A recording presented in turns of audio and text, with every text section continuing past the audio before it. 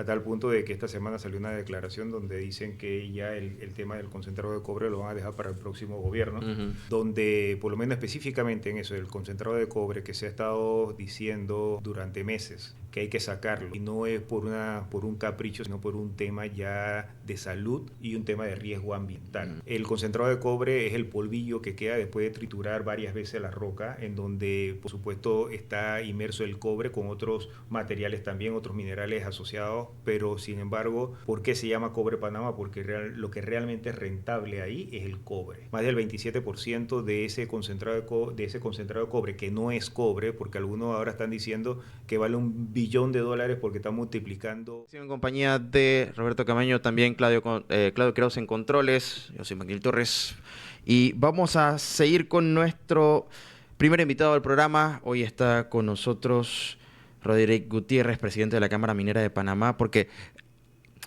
pronto va a estar asumiendo un nuevo gobierno, el 1 de julio, y hay temas importantes que han quedado como guindando, ¿no? Y que hasta el momento pues no sabemos cuál va a ser su futuro, pero lo que sí no espera es el tiempo que va pasando y va pasando factura también.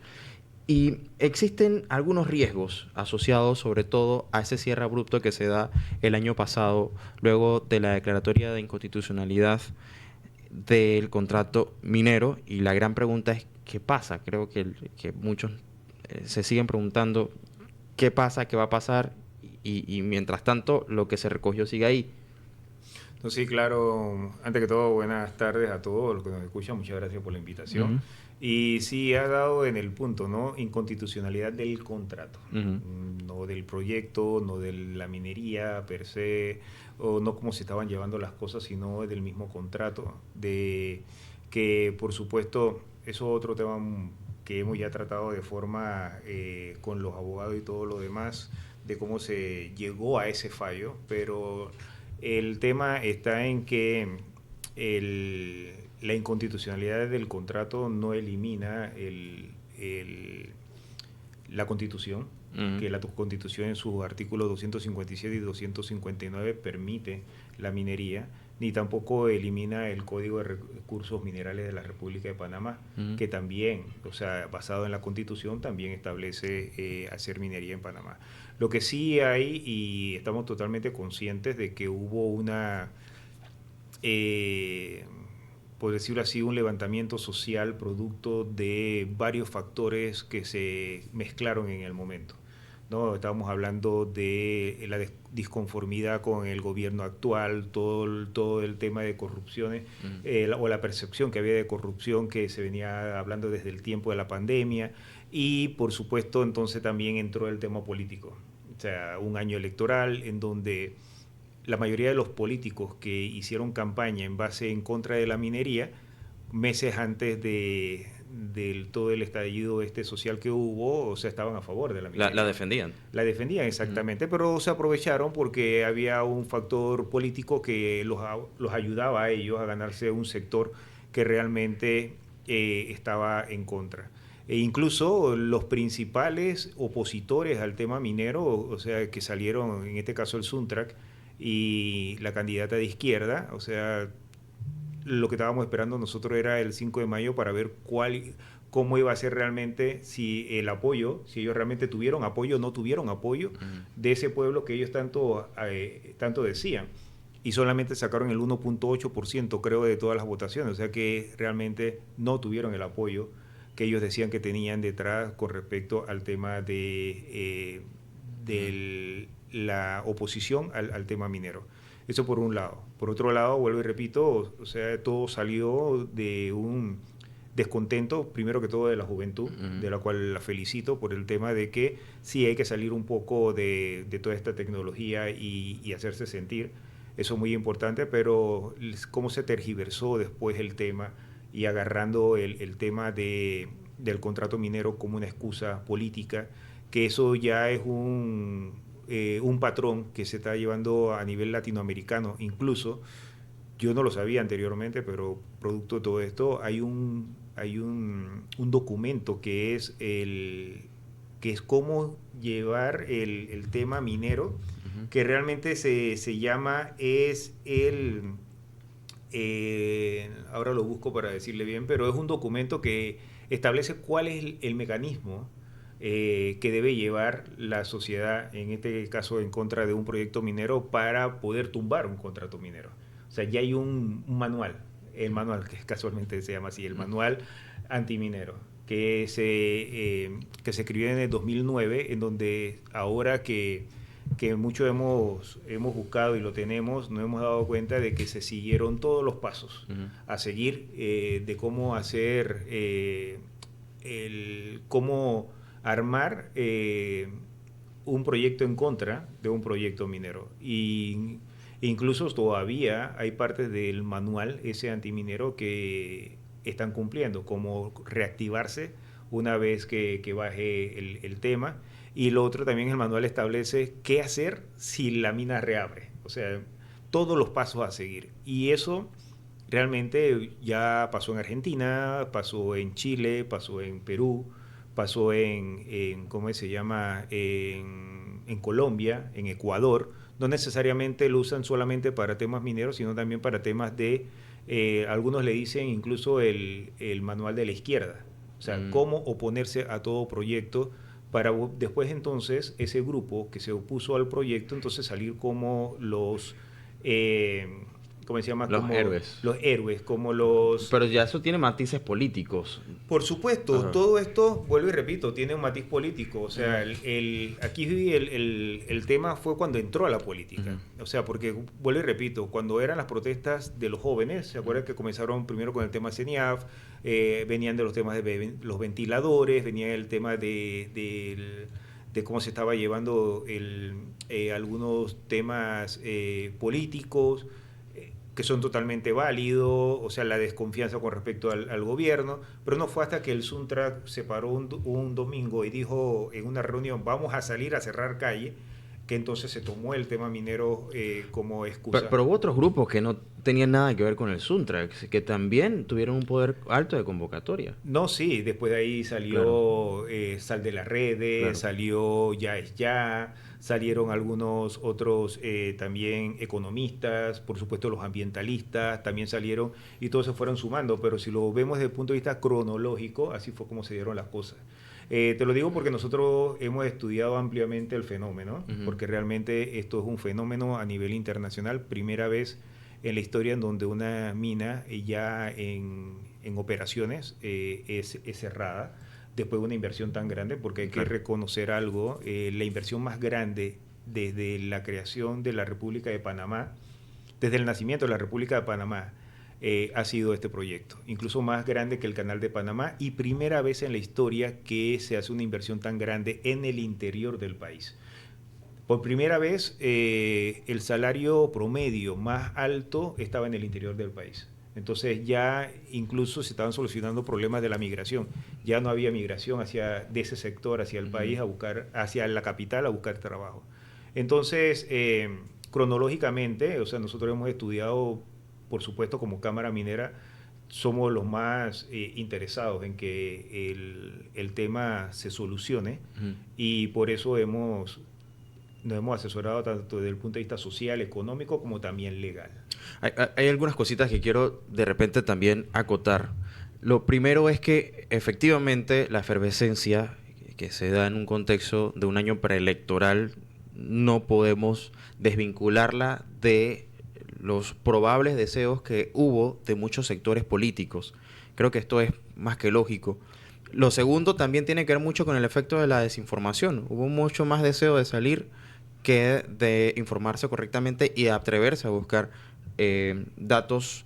Pero lo que quiero aterrizar es el hecho de que tampoco podemos cubrir el sol con un dedo y omitir la otra parte que sigue siendo importante. Y es, uno, la operación estaba en marcha. Dos, el efecto económico que esto está generando. Incluso hubo una reacción internacional importante. Y tres, ¿cuál va a ser ahora el camino a seguir? Porque en su momento el presidente Laurentino Cortizo dijo, hagamos una consulta popular para discutir el tema. El asunto aquí es que hay consecuencias Y en su momento, pues algo de lo que muchos temían eran las consecuencias que pudiese haber si a través de, algunos decían si era un plebiscito, otros decían que no, al final era una consulta, se tomaba la decisión de cerrar abruptamente la mina, porque en la situación económica en la que se encuentra el país, incluso pensando un poco desde la parte ecológica, no es tan fácil como decir, vente, vamos a cerrar un local y nos vamos y aquí no pasa nada. Esto es muy complejo. O sea, Sí. Señor Roderick, lo que le quiero preguntar, pareciera, y no sé si es percepción mía, que el tema no se está abordando con la delicadeza y la prontitud que debería tocarse algo como esto, porque no es menor. No, claro, primero que todo, bueno, todos hemos visto hasta cierto punto este gobierno que está por salir, cómo manejó el tema y cómo lo ha estado manejando, a tal punto de que esta semana salió una declaración donde dicen que ya el tema del concentrado de cobre lo van a dejar para el próximo gobierno. Uh-huh. Donde por lo menos específicamente en eso, el concentrado de cobre que se ha estado diciendo durante meses que hay que sacarlo, y no es por un capricho, sino por un tema ya de salud y un tema de riesgo ambiental. El concentrado de cobre es el polvillo que queda después de triturar varias veces la roca, en donde por supuesto está inmerso el cobre con otros materiales también, otros minerales asociados, pero sin embargo, ¿por qué se llama cobre Panamá? Porque lo que realmente es rentable ahí es el cobre. Más del 27% de ese concentrado de cobre, que no es cobre, porque algunos ahora están diciendo que vale $1 billón porque está multiplicando los $11,000 de la tonelada de cobre ahora mismo por la cantidad de concentrado que hay ahí. No, el concentrado es un porcentaje de cobre con otros metales más, y desechos también, porque también hay alguna que es considerado basura dentro del ámbito minero. Eso, por supuesto, está provocando gases tóxicos, porque eso se está calentando. La temperatura promedio del concentrado de cobre cuando entra a la galera es de 40 grados, ya va por 73 grados. Eso significa que, y ese calentamiento con todos esos componentes que estoy diciendo, 27% de cobre con otras cosas más, provocan gases tóxicos. Gases tóxicos que por supuesto para poder estar ahí y manejarlos se tiene que tener un equipo de seguridad apropiado para eso. Pero yo quiero hacerle una pregunta. ¿Quién está asumiendo actualmente la responsabilidad de cuidar de que este riesgo que existe no escale? Porque esto no es gratis, tiene costos asociados, estoy Claro. seguro. Los asume el Estado, los asume la empresa, y la empresa, si lo está asumiendo en algún momento, ¿pasará factura al Estado? Mira, esto lo está asumiendo la empresa, esto está costando, y ya es públicamente, más de $20 millones mensuales. Wow. No solamente por el concentrado de cobre, estamos hablando de la empresa de Relave, estamos hablando del puerto, estamos hablando de la termoeléctrica que está parada, que hay que darle mantenimiento, estamos hablando de molinos, que hay que darle mantenimiento, los molinos más grandes que existen en el mundo estaban acá, los camiones más grandes del mundo están aquí, 38 camiones que hay que darle mantenimiento. O sea, todo esto, la carretera, el tema de por supuesto, darle mantenimiento a las infraestructuras que se construyeron, como son los campamentos, las galeras mecánicas y todo eso, mantenerlo está costando $20 millones al mes. Entonces esto lo está asumiendo ahora mismo la empresa, y por supuesto, si no se llega a un feliz acuerdo o un acuerdo que realmente sea apropiado para ambas partes, todo esto se va sumando a los arbitrajes que se están llevando a cabo. O sea, que la empresa tendría recursos para decir, yo estuve atendiéndolo y esto se va sumando a la cuenta que voy a cobrarte si nos vamos a un arbitraje. Mira, le voy a poner una analogía. Tengo un vecino, y el vecino me está demandando porque el palo de mango que tengo le está ensuciando su patio. Ya me demandó porque yo le estoy ensuciando su patio. Pero encima de eso yo no me hago de la vista gorda, dejo que siga ensuciando su patio. Encima de eso tiro la basura orgánica y que va generando gases y que va generando mal olor. Y encima de eso, ¿cómo se llama? Que ya estoy demandado, me da por prenderle la basura que los afecta un poco más. Entonces, me están diciendo todo lo que va a pasar y yo encima no sigo haciendo caso, sigo aportando a ese problema que en algún momento entonces me va a pasar factura. Si ya el vecino me está diciendo a mí, mira, te estoy demandando por $5 porque tú me estás ensuciando el patio, pero entonces encima de eso lo sigo ensuciando, ya van siendo $6, encima de eso le tiro a la basura desecho de la comida, ya van $7, y encima de eso se lo prendo y le causo un problema más grande, son $10. Entonces todo eso me lo van a cobrar en algún momento. Eso es lo que está pasando ahora mismo, a lo cual como panameño y como Cámara Minera queremos que no se llegue a ese punto, sino que se llegue a un punto, ¿cómo se llama?, apropiado. Nosotros somos de los que estamos, por supuesto, somos de los que estamos haciendo todo lo posible porque la empresa y el Estado, y más que todo lo que, bueno, el gobierno entrante se sienten lo más pronto posible, porque ya esto es algo que está en marcha y no podemos seguir, ¿cómo se llama?, tirándole más leña al fuego. Claro. Entonces, bueno, ya se tomaron las decisiones que se tomaron, que no fueron las apropiadas. Estamos pagando ahora mismo el costo de todo esto. Uno de los costos que estamos pagando es la pérdida de grado de inversión. Algunos piensan que no es porque, ¿cómo se llama?, porque los que nos califican a nosotros son Prominera y por eso nos quitaron el grado de inversión. Desde el 2022, los 4 últimos informes que ellos sacaron nos los estaban advirtiendo.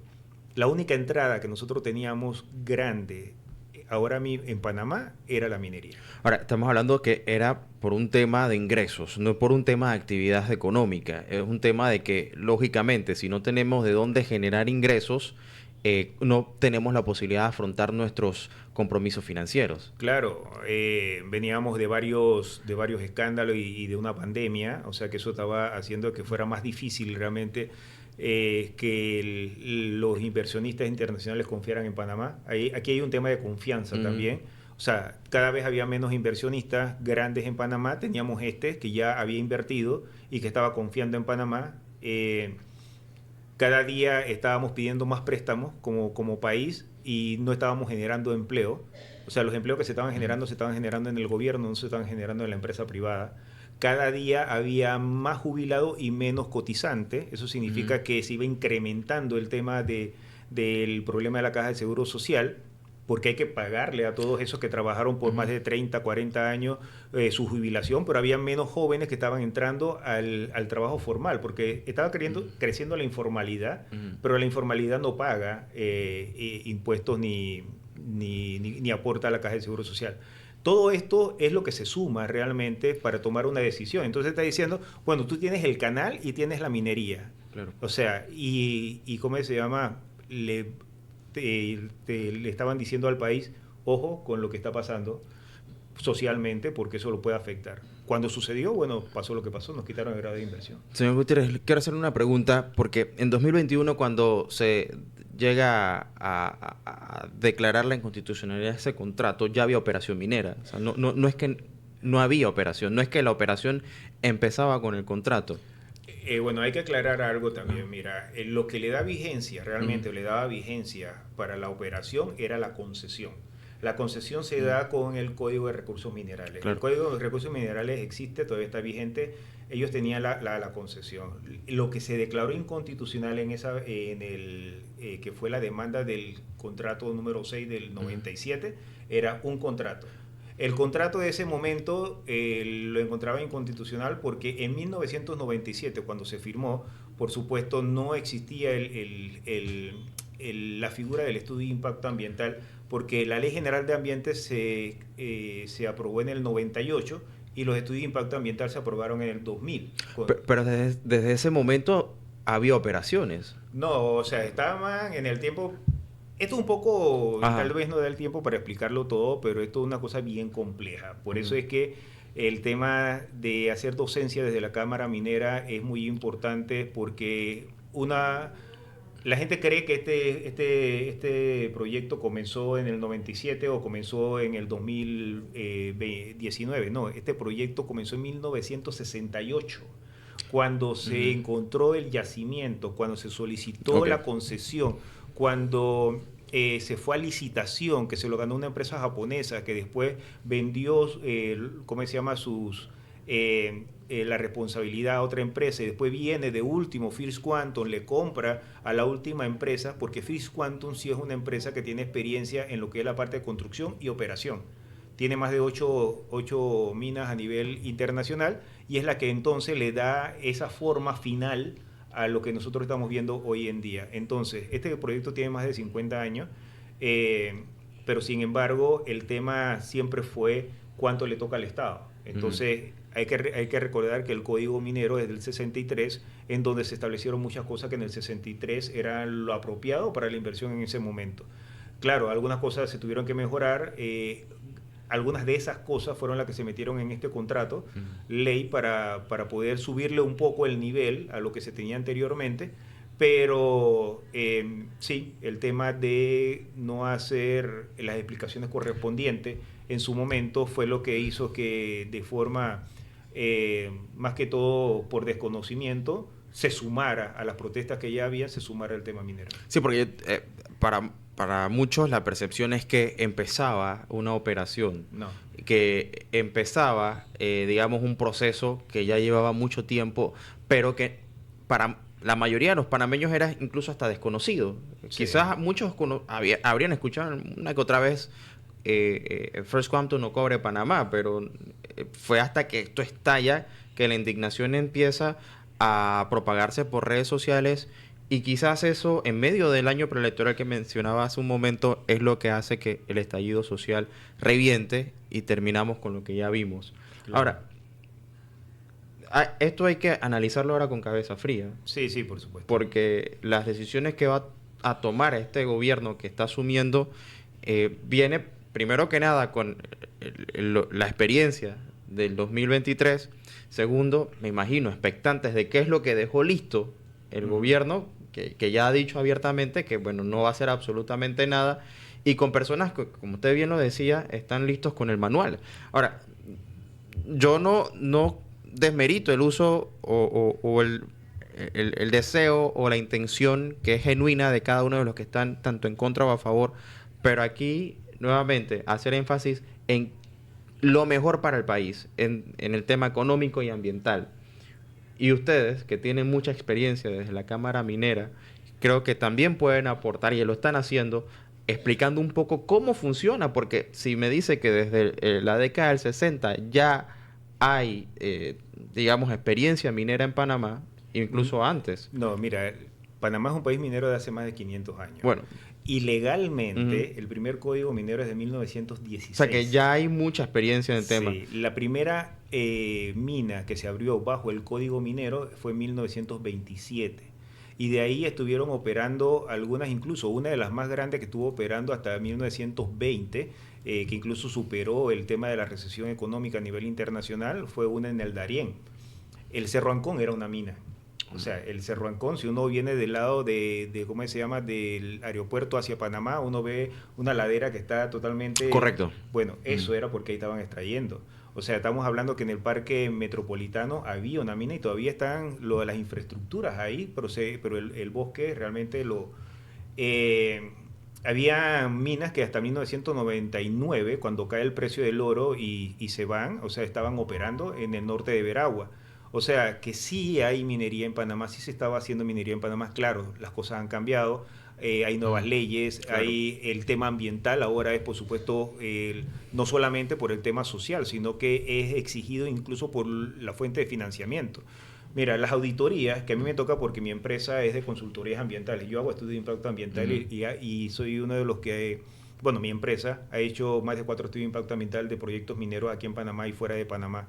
Mi primera mina la vi en Chile cuando estudiaba en Chile y realmente cuando regresé a Panamá se nos dio la oportunidad de trabajar como especialistas en materia ambiental en temas mineros. Y sin embargo, por supuesto, anteriormente no se pedían muchas cosas que se piden hoy en día, y a mí me ha tocado hacerle auditorías e informes a bancos que son mucho más rígidos que lo que pide el Ministerio de Ambiente. ¿Por qué? Porque incluso si no se cumple con la parte ambiental y la parte social, no sueltan el financiamiento. Es que es un tema reputacional también. Exactamente. Entonces, esto no es Y otra cosa también, y te lo digo por experiencia, por los trabajos que hemos hecho, el sector minero es el sector más regulado a nivel internacional. Y eso es producto de muchas cosas que pasaron en el pasado, que, como decía más, que han creado esa percepción negativa con respecto al tema minero, con respecto, por lo menos, el uso del cianuro. En cobre, Panamá no se utiliza cianuro, en procesos de cobre no se utiliza cianuro, pero sin embargo, sí se utilizaba en minería ilegal cianuro, lo lavaban en las quebradas, había mortandad, y eso ha quedado en la percepción de las personas. Pero sin embargo, hoy en día no se hace. Hoy en día los sistemas y la tecnología es mucho más avanzada, que incluso permite hacerlo de una manera limpia. La otra cosa también es que cuando hablamos de minería sostenible, algunos piensan que solamente es el tajo, o sea, el hueco. No. Minería sostenible, porque el mismo término sostenible habla de la parte ambiental, social y económica. Si esas tres cosas no van de la mano, no puede haber sostenibilidad. Entonces, en la parte ambiental, toda la normativa, el hecho de hacer los análisis pertinentes, de tomar las muestras, de ser certificados internacionalmente, las auditorías, hace que las reforestaciones que se hacen, todo eso es parte de la sostenibilidad ambiental. La parte económica, por supuesto, los beneficios que deja al Estado, y la parte social, los beneficios que hay alrededor de un proyecto minero. Y todo eso se lleva en conjunto, por eso hablamos de minería sostenible. Claro. Me queda un minuto y quiero utilizarlo para preguntarle lo urgente, porque el hecho de que no haya contrato no quita que la mina ya desapareció. Ahí está, y hay 132.000 toneladas de concentrado de cobre a la espera de que se haga algo con esto. ¿Qué debe hacer el próximo gobierno apenas entre, tomando en cuenta pues que ahí está ese tema colgando y que a parecer el próximo mes no va a pasar absolutamente nada con este gobierno? Mira, el tema del concentrado de cobre, porque hay muchas cosas de que hablar, pero específicamente en eso, y no quiero que se escuche como una orden, pero con toda la información que ya existe, incluso la información intergubernamental del último informe que sacó el MISI, establece que hay que sacarlo por todos los riesgos que tiene. Okay. Ajá, entonces yo creo que esa es la primera decisión que tienen que tomar. Se debió haber tomado con este gobierno, ojalá, ya dijeron que no, pero ojalá recapaciten y lo hagan antes. Pero sin embargo, eso es porque estamos a las puertas de un problema grave que lo podemos evitar. Y eso vendría siendo lo primero. Y sentarse, por supuesto, lo más importante es sentarse y escuchar todas las partes. Es muy importante escuchar todas las partes y no solamente quedarse con lo que está saliendo en las redes sociales. Bueno, y eso es importante. Antes hablábamos casualmente de cómo una mentira dicha varias veces se convierte en una verdad. Así que hay que ser críticos también y pensar con cabeza fría.